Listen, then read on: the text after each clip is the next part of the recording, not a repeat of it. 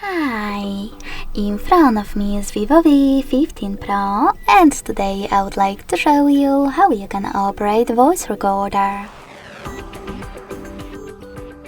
First of all, you need to find Recorder app and click on it. Now to start your recording, click on this red button.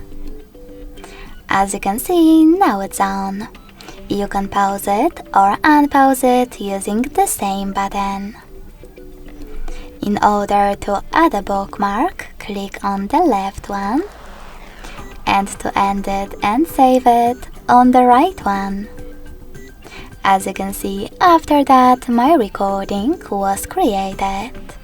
You can rename it by hitting rename at the bottom of it, typing in wherever you wish to, and hitting OK in the pop-up.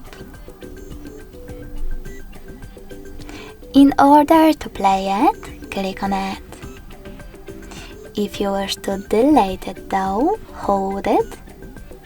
Select Delete at the bottom left corner and confirm your choice in the pop-up.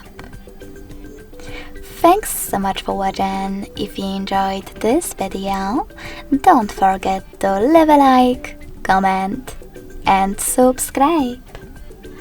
Bye!